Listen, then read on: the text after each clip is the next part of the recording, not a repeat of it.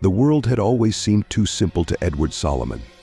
In his profession as an architect, he was used to creating ideal spaces, calculating every detail, every line. Everything had to comply with the strict laws of physics, and the harmony of proportions seemed to him to be a reflection of the higher order of the universe. But one day, his life began to crumble, like a complex structure without a foundation. It all began with one strange dream. In this dream, Edward found himself in a gloomy city where there was no sun, only shadows. The architecture of the city was both familiar and alien. The buildings had strange shapes, as if they were curved in space.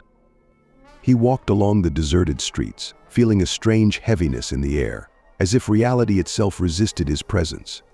There was not a soul around, only an oppressive feeling that he was on foreign territory.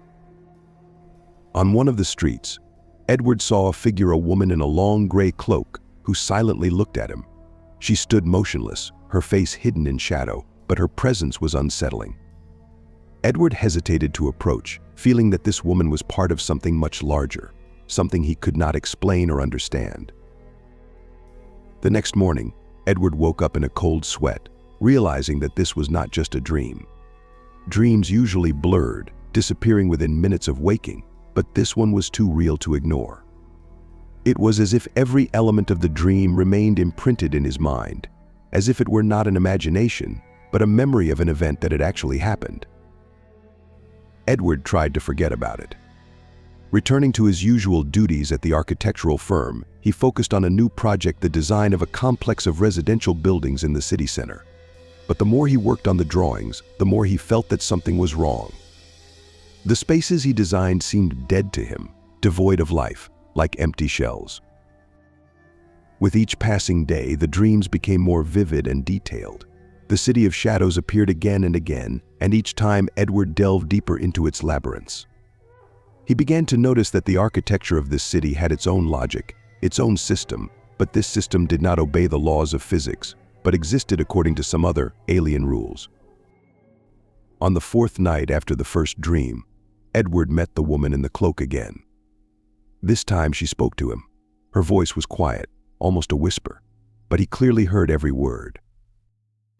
"You are here for a reason," she said. "This city is a shadow of your world. It is inhabited by those who were banished from time, those who were forgotten by reality." Edward did not understand what she was talking about, but her words awakened a strange feeling of déjà vu in him. He tried to ask her what it meant, but the woman disappeared, as if she had melted into thin air. When Edward woke up, he realized that he needed to solve this riddle.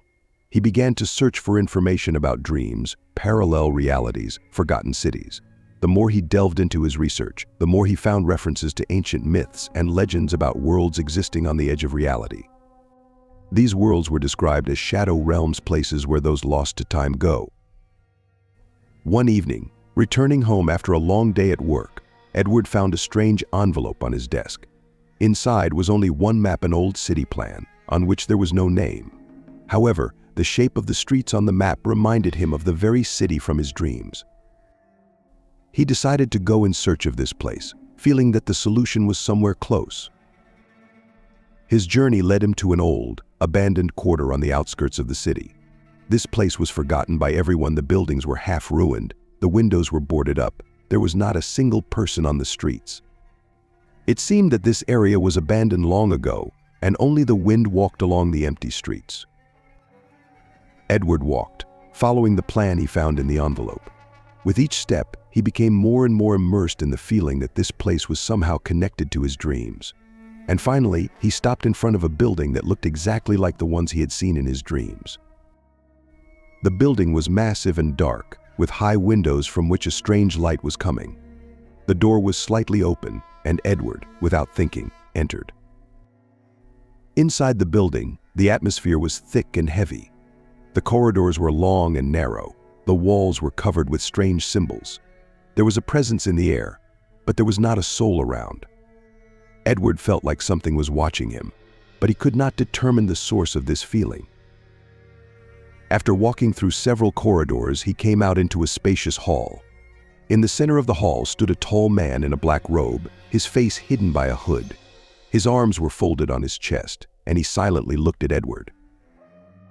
"You came," he said. Edward froze, unsure of how to react. He sensed that this man was more than just a resident of the abandoned quarter. His presence was frightening, but at the same time attractive. "Who are you?" Edward asked. The man slowly removed his hood, and Edward saw his face. It was completely hidden by shadows, as if the man himself was part of the darkness. "I am the Keeper of Shadows," he replied. "And you have found what you were looking for. Welcome to the otherworld."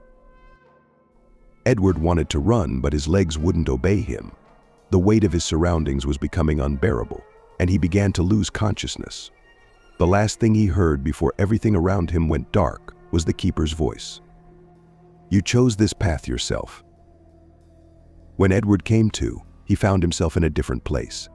Everything around him was the same city, but something had changed. He felt like the world around him was no longer what he knew. The buildings looked like dark silhouettes, and the sky was covered with black clouds.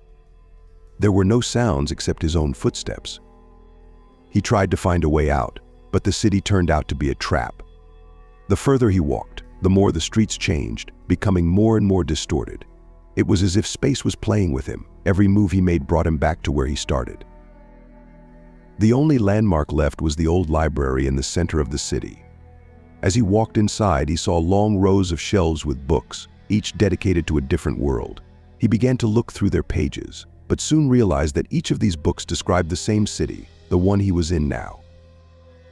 On one of the pages, he saw his name. It spoke of his arrival, of his journey through dreams, and how he would become a part of this world.